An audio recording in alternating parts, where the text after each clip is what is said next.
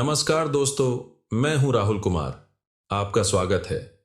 उत्तर प्रदेश के जिला देवरिया के थाना मई के अंतर्गत गांव भटौली में नौशाद अहमद रहता था।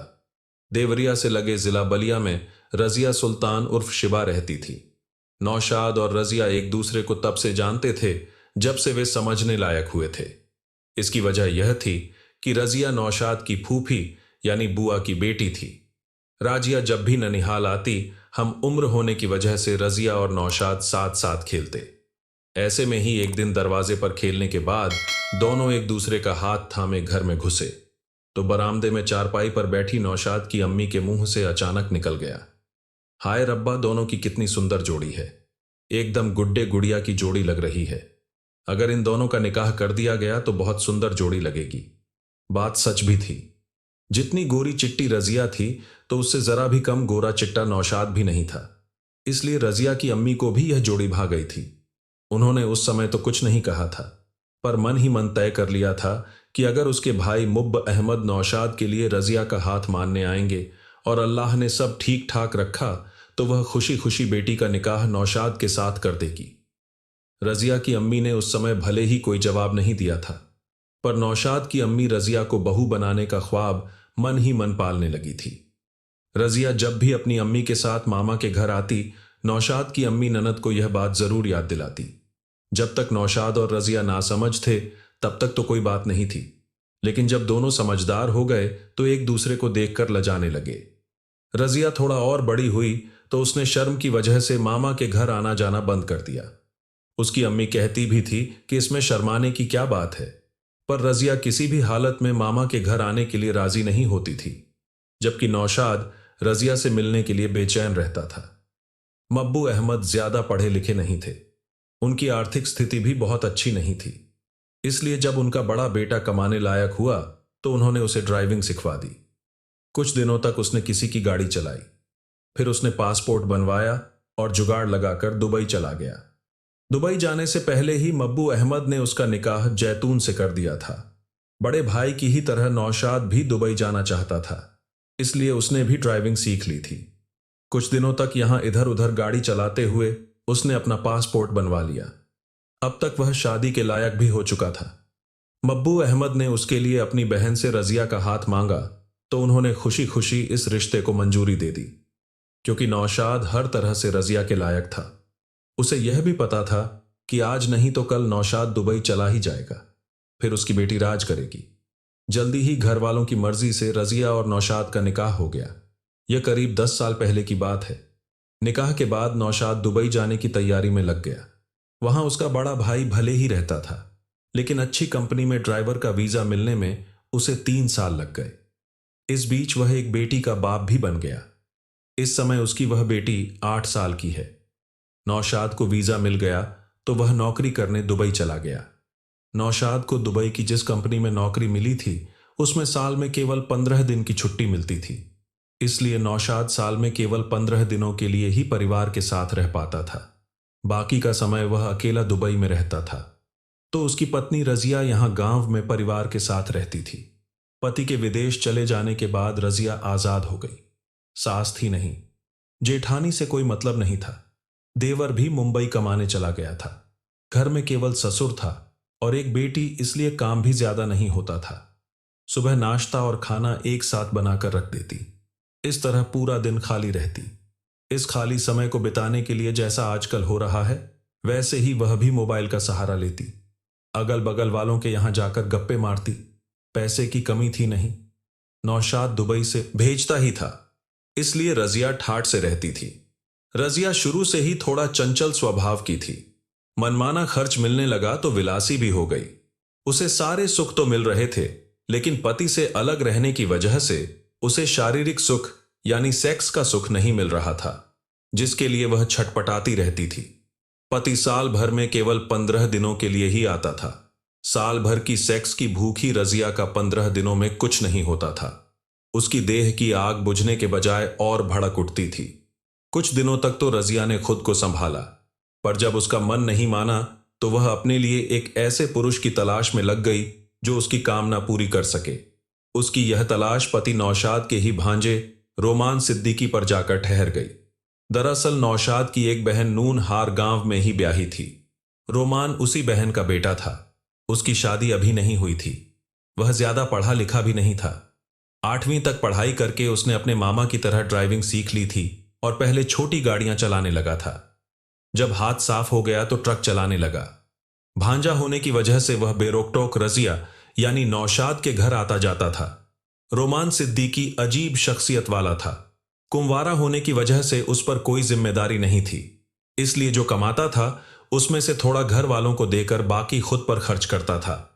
इसमें उसके कुछ आवारा दोस्त भी शामिल थे जिनके पास कोई काम धंधा नहीं था। रोमान जब भी गांव आता उसके वे दोस्त रात दिन उसके आगे पीछे घूमा करते। रोमान जो कमा कर लाता था अपने साथ उन पर भी खर्च करता। जेब में पैसे होते ही थे, इसलिए रोजाना रात को मुर्गा और शराब की पार्टी होती। पार्टी करके रोमान कभी कभी मामी के घर आ जाता। नशे में होने पर रोमान को मामी भी अच्छी लगती और उससे बातें करना भी। पुरुष की संगत को तरस रही रजिया को भी उससे बातें करना अच्छा लगने लगा था, इसलिए वह भी उससे खूब मजे लेकर बातें करती थी। कभी कभी नशा ज्यादा हो जाता तो रोमान रजिया के यहां ही सो जाता था। ऐसे में रजिया को ही उसके लिए बिस्तर की भी व्यवस्था करनी पड़ती और उसके जूते और कपड़े भी उतारने पड़ते। कपड़े उतारने में रोमान का शरीर उसके शरीर से छू जाता या रगड़ जाता तो वह रोमांचित हो उठती। मन भटकने लगता और जी करता कि उससे लिपट जाए, लेकिन संकोच वह ऐसा कर नहीं पाती। रोमान भी जवान था, उसकी शादी भी नहीं हुई थी, इसलिए किसी महिला का सानिध्य पाने के लिए वह भी लालायित रहता था। जब कभी जवानी ज्यादा उफान मारती तो सड़क के किनारे ढाबों पर मिलने वाली औरतों के साथ इच्छा पूरी कर लेता था, पर उनके साथ वह मजा नहीं आता था जिसकी कामना रोमान करता था। इसलिए जवान मामी की ओर उसका भी झुकाव होने लगा था। इसकी वजह यह थी कि उसने रजिया की बातों से महसूस किया था कि वह सेक्स की भूखी है, क्योंकि कभी कभी बातचीत में वह रोमान से ऐसी बात कह देती जो औरत किसी पराये मर्द से नहीं कह सकती। इन्हीं बातों से रोमान को लगने लगा था कि अगर वह मामी से अपने मन की बात कहे तो मामी बुरा मानने के बजाय उसकी इच्छा पूरी कर देगी। लेकिन मुंह से ऐसी बात कहना आसान नहीं होता। रोमान सोचता कुछ भी रहा हो, लेकिन रजिया से दिल की बात कह नहीं सका। फिर इसके लिए उसने एक नाटक किया। एक दिन रात को जब रजिया के घर पहुंचा तो चल नहीं पा रहा था। लड़खड़ाते हुए वह रजिया के दरवाजे पर पहुंचा और किसी तरह धीमे से दरवाजा खटखटाया। उस समय तक रजिया की छोटी बेटी सो चुकी थी। बूढ़ा ससुर घर से बाहर सोता था, इसलिए उसे पता नहीं चल सकता था। रजिया ने दरवाजा खोला तो सामने नशे में धूत रोमान खड़ा था। दरवाजा खुलने पर वह घर में दाखिल होने लगा तो लड़खड़ाया। रजिया ने झट उसे दोनों बाहों में भर लिया कि कहीं वह गिर ना पड़े।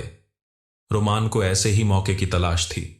उसने भी अपनी दोनों बाहें फैलाकर रजिया के दोनों कंधों पर रख दी और अपना पूरा शरीर उसके ऊपर डाल दिया। रजिया उसे लेकर बेड के पास पहुंची तो रोमान रजिया को लेकर बेड पर गिरा तो उसे तभी उठने दिया जब उसकी इच्छा पूरी हो गई। सब कुछ होने के बाद दोनों के चेहरों पर मलाल होने के बजाय खुशी और संतुष्टि थी। इसके बाद तो दोनों का जब मन होता अपनी इच्छाएं पूरी कर लेते। रोमान रजिया का भांजा था, इसलिए उसका जब मन होता यानी जब उसे मौका मिलता वह मामी के पास पहुंच जाता और फिर वही होता जिसके बारे में कोई अन्य सोच भी नहीं सकता था। दोनों की उम्र में ज्यादा फर्क भी नहीं था, इसलिए दोनों एक दूसरे का पूरा साथ देते थे और शारीरिक सुख का पूरा आनंद उठाते थे। रोमान अच्छा खासा कमाता था, इसलिए वह पहले जो रुपए दोस्तों पर खर्च करता था मामी से प्यार मिलने के बाद उस पर खर्च करने लगा। नौशाद दुबई से रजिया के लिए पैसे भेजता ही था, इसलिए अब उसके मजे ही मजे थे। वह ठाठ से रहती और खूब पैसे खर्च करती, बढ़िया बढ़िया कपड़े और गहने पहनती।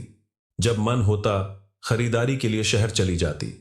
शहर में रोमान मिलता तो सिनेमा दिखाता, होटल में खाना खिलाता और शॉपिंग कराता। लेकिन यह सब ज्यादा दिनों तक छुपा नहीं रहा। जिस तरह रोमान रजिया के घर आने जाने लगा था और रात दिन उसके घर में पड़ा रहने लगा था, उसे जल्दी ही दोनों लोगों की नजरों में चढ़ गए। अगल बगल वाले कान्हा फूंसी करने लगे। फिर रजिया के ससुर मुब्ब अहमद खुद ही अनुभवी थे। उन्होंने दुनिया देख रखी थी। घर में जवान बहू अकेली रहती थी। उसका पति परदेश में रहता था। ऐसे में किसी जवान आदमी का घर बेरोक टोक खतरे से खाली नहीं था। वह सीधे बहू से कुछ कह नहीं सकते थे, क्योंकि अपनी आंखों से कुछ देखा तो था नहीं। फिर भी इशारों इशारों में उसने बहू को समझाया और रोमान को भी टोका। पर दोनों को जो सुख मिल रहा था वे उसे छोड़ना नहीं चाहते थे। इसलिए नौशाद के पिता मुब्ब अहमद की बातों का ना तो रजिया सुल्तान पर कोई असर पड़ा, ना तो नाती रोमान पर। मुब्ब अहमद ज्यादा कुछ कह नहीं सकते थे, क्योंकि बात खुलती तो बदनामी उन्हीं की होती। जब रजिया ने उनकी बात पर ध्यान नहीं दिया तो उन्होंने बड़ी बहू जैतून से इशारे में कहा कि वह अपनी देवरानी को समझाएं, क्योंकि अब लोग उनसे खुलेआम कहने लगे थे कि रोमान उनके घर कुछ ज्यादा ही आता जाता है। कभी कभी वह रात में भी उनके घर रुकता है। बेटा बाहर रहता है, कहीं बहू के पैर ना फिसल जाए। अगर ऐसा हो गया तो ऐसे संबंधों का परिणाम अच्छा नहीं होता। मुब्ब अहमद लोगों से अवैध संबंधों के दुष्परिणामों के बारे में सुनते जानते रहते थे। इसीलिए उन्होंने बड़ी बहू से देवरानी को समझाने को कहा था। ससुर के कहने पर जब जैतून ने देवरानी रजिया को समझाने की कोशिश की तो वह उनसे लड़ने लगी। तब जैतून ने देवरानी से अपनी बेइज्जती कराने से अच्छा चुप रहना ही अच्छा समझा। आखिरकार मुब्ब अहमद को ही खुलकर सामने आना पड़ा। उन्होंने रोमान को अपने घर आने से स्पष्ट मना कर दिया। रजिया को भी बाहर जाने से रोका, पर उसने उनकी बात नहीं मानी। अब रजिया रोमान से बाहर मिलती या फिर रात को चोरी से बुलाती, इसका भी पता घर वालों को चल गया। तब मजबूर होकर पिता ने दुबई में रह रहे बेटे को इस बारे में बता दिया। यह करीब 1.5 साल पहले की बात है। बाप ने जो बताया था नौशाद से हजम नहीं हुआ। उसने तुरंत रजिया को फोन किया। वह ससुर को झूठा साबित करने के लिए 1000 कस्में खाने लगी, पर नौशाद इतना भी बेवकूफ नहीं था कि वह पत्नी की बात पर विश्वास कर लेता और पिता की बात को नकार देता। उसने छुट्टी ली और गांव आ गया। गांव में घर वालों ने ही नहीं, उसके यार दोस्तों और कुछ बुजुर्गों ने भी उसे बताया कि रजिया के कदम बह गए हैं। उसका भांजा भी नालायक है, उसने रिश्ते का भी लिहाज नहीं किया। इन बातों से नौशाद को बहुत तकलीफ पहुंची कि जिस पत्नी के लिए वह घर परिवार छोड़कर हजारों मील दूर पड़ा है, वही पत्नी उसके साथ विश्वासघात कर रही है। उन्होंने रजिया को समझाना चाहा तो वह अपनी जिद पर अड़ी रही कि सभी उस पर झूठा आरोप लगा रहे हैं। तब उसे रजिया पर गुस्सा आ गया और उसने तलाक देने का फैसला कर लिया। पर रजिया इसके लिए तैयार नहीं थी, क्योंकि नौशाद जैसा कमाओ पति जल्दी कहां मिलता। उसने नौशाद से माफी मांगी और कसम खाई कि अब वह रोमान से कभी नहीं मिलेगी। पंचायत भी बुलाई गई थी। सभी के सामने रजिया और रोमान ने वचन दिया कि अब वे एक दूसरे से कभी नहीं मिलेंगे। नौशाद भी रजिया से बहुत प्यार करता था, इसलिए उसने अपनी तलाक देने वाला फैसला रद्द कर दिया।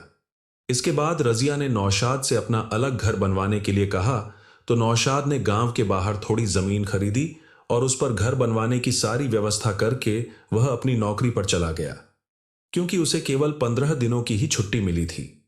रजिया का गांव के बाहर अलग घर बनकर तैयार हो गया तो वह उसी में आकर रहने लगी। उसका घर गांव से थोड़ा बाहर पड़ता था, इसलिए मुब्ब अहमद उसी के घर रात को सोते थे, लेकिन इसका रजिया पर कोई असर नहीं पड़ता था। यहां आकर उसे रोमान से मिलना और आसान हो गया था। इस घर में वह अकेली ही रहती थी। ससुर भले ही रात को उसके घर सोने आते थे, पर पीछे भी तो दरवाजा था। रोमान पीछे के दरवाजे से आता और जो करना होता करके पीछे से ही निकल जाता। नौशाद के दुबई जाने के बाद रजिया पूरी तरह रोमान के वश में आ गई थी। अब उसके लिए अलग घर बन ही गया था।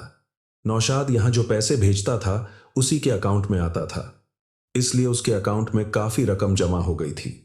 यही वजह थी कि अब उसे लगने लगा था कि अगर नौशाद नहीं भी रहेगा तो वह रोमान के साथ आराम से गुजारा कर लेगी, क्योंकि रोमान भी तो कमाता था। उसके साथ वह सुखी रहेगी, क्योंकि वह उसके साथ रहेगा।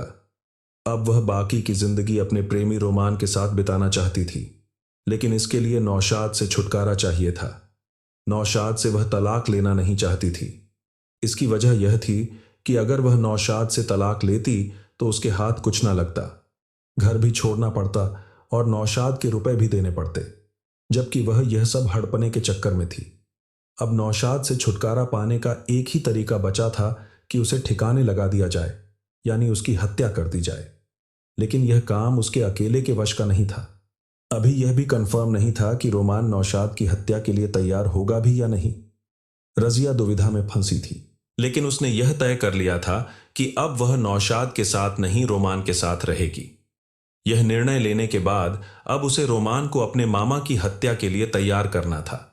साथ ही इसके लिए भी मनाना था कि सारा मामला शांत होने के बाद वह उसके साथ निकाह करेगा। इसके बाद उसने धीरे धीरे रोमान को मनाना शुरू किया कि नौशाद के ना रहने पर दोनों सुख और शांति से रह सकेंगे। रोमान भी रजिया से जो सुख उसे मिल रहा था उसे वह किसी भी हालत में छोड़ना नहीं चाहता था। इसके लिए उसे चाहे कुछ भी करना पड़े। आखिर वह रजिया की देह के चक्कर में उसके लपेटे में आ ही गया और नौशाद की हत्या के लिए राजी हो गया। रोमान के राजी होने के बाद नौशाद की हत्या की योजना बनने लगी, क्योंकि इसी अप्रैल महीने में वह आने वाला था। हत्या करना तो आसान था, लेकिन मुश्किल काम था लाश को ठिकाने लगाना। फिर यह काम रोमान के अकेले के वश का भी नहीं था। इस काम में रजिया किसी तरह की मदद भी नहीं कर सकती थी। काफी सोच विचार और सलाह मशवरा के बाद तय हुआ कि लाश का चेहरा बिगाड़कर कहीं दूर ले जाकर फेंक दिया जाएगा, जहां कोई उसे पहचान नहीं पाएगा। उसके बाद दोनों निकाह करके आराम से रहेंगे। रजिया और रोमान नौशाद के आने से पहले पूरी तैयारी कर लेना चाहते थे, क्योंकि इस बार रजिया नौशाद से छुटकारा पा लेना चाहती थी। अपनी इस योजना को साकार करने के लिए रोमान को एक साथी की जरूरत थी। रोमान ड्राइवर था। उसकी तमाम ड्राइवरों से दोस्ती थी, लेकिन गांव विसौली के रहने वाले हिमांशु से उसकी कुछ ज्यादा ही पटती थी। दोनों का अक्सर रात का खाना पीना साथ होता था। उसे रोमान और रजिया के संबंध के बारे में पता भी था। इसलिए जब रोमान ने पूरी बात बताकर सहयोग मांगा तो हिमांशु हर तरह से उसकी मदद करने को तैयार हो गया। अब रजिया और रोमान को नौशाद के आने का इंतजार था। 10 अप्रैल 2025 को जब नौशाद दुबई से घर आया तो रजिया ने बड़े जोश के साथ उसका स्वागत किया। नौशाद को लगा कि पत्नी अब सुधर गई है। वह बहुत खुश हुआ। वह भी 1 साल पत्नी से अलग रहा था, इसलिए उसने पत्नी को खूब प्यार किया। इस बीच रजिया और रोमान के फोन पर बातें होती रहीं। नौशाद को कैसे मारा जाए इसकी योजना बनती रही। बात गला दबाकर मारने की आई तो नौशाद इतना हट्टा कट्टा था कि तीनों मिलकर उसे काबू नहीं कर सकते थे। किसी हथियार से मारने की बात चली तो चीख पुकार होती और सभी जान जाते। इसलिए तय हुआ कि नौशाद को पहले नशे की दवा देकर खिला दिया जाए, उसके बाद गला दबाकर हत्या कर दी जाए, फिर लाश को किसी चीज में लपेट कर कहीं दूर फेंक दिया जाए। इस बीच नौशाद दुबई जाने की तैयारी करने लगा था। वह हवाई टिकट की कोशिश में लगा था, इसलिए नौशाद दुबई चला जाए उसके पहले ही उसका काम तमाम करना था। रोमान ने नशे की दवा की व्यवस्था कर दी तो 19 अप्रैल 2025 की शाम रजिया ने रात के खाने में उस दवा को नौशाद को खिला दिया। दवा देने के बाद रजिया ने इस बात की जानकारी रोमान को दे दी। रजिया की बेटी सो गई तो उसने अलग कमरे में सुलाकर दरवाजा बंद कर दिया। पिता बाहर के कमरे में सोए थे। घर के अंदर रजिया और नौशाद ही थे। रात 11 बजे के आसपास रोमान और हिमांशु बोलेरो लेकर आ गए। रजिया ने पीछे का दरवाजा खोलकर दोनों को अंदर बुला लिया। नौशाद नशे में गहरी नींद सो रहा था। रजिया ने नौशाद के पैर पकड़ लिए तो हिमांशु ने सिर। इसके बाद रोमान ने नौशाद के सीने पर बैठकर उसका गला दबा दिया। नौशाद थोड़ा छटपटाया, फिर शांत हो गया। नौशाद कहीं जीवित न रह जाए। रजिया ने मूसल से उसके सिर पर कई वार किए। जब उसे विश्वास हो गया कि नौशाद अब जीवित नहीं हो सकता, उसकी पहचान ना हो सके, इसके लिए रजिया ने चापड़ की नोक से उसका पूरा चेहरा गोद दिया। अब बारी थी लाश को ठिकाने लगाने की। वे लाश को ले जाकर कहीं दूर फेंका कर आना चाहते थे, जहां लाश की शिनाख्त ना हो सके। रजिया के घर में 2 सूटकेस थे। पहले उन्होंने लाश को छोटे सूटकेस में भरने की कोशिश की, लेकिन उसमें लाश नहीं आई। तब रजिया ने बड़ा सूटकेस खाली किया और उसे लाकर रोमान को दिया। रोमान और हिमांशु ने नौशाद के शव को बड़े सूटकेस में भरना चाहा तो लाश उसमें भी नहीं आई। इसके बाद रोमान और हिमांशु ने नौशाद की लाश को कुल्हाड़ी और चापर से 2 हिस्सों में काटकर सूटकेस में भरा। तब भी पैर अंदर नहीं जा रहे थे। तब पैरों को तोड़कर अंदर डाला और सूटकेस बंद कर दिया। रजिया ने सूटकेस खाली करते समय उसमें से एक एक कागज तक निकाल लिया था, जिससे पता ना चल सके कि सूटकेस किसका है। इसके बाद रोमान और हिमांशु सूटकेस बोलेरो में रखकर चल पड़े। वे सूटकेस को ले जाकर वहां से 55 किलोमीटर दूर थाना तरकुलवा के अंतर्गत आने वाले गांव छापर पटखौली ले जाकर एक खाली पड़े खेत में फेंक दिया। उस समय सुबह के 4 बज रहे थे। लाश से भरा सूटकेस फेंककर दोनों अपने अपने घर चले गए। लाश फेंकने की सूचना रोमान ने रजिया को फोन द्वारा दे दी थी। उसके बाद वह निश्चिंत हो गई थी। उसे पूरा विश्वास था कि पुलिस किसी भी हालत में उस तक पहुंच नहीं पाएगी।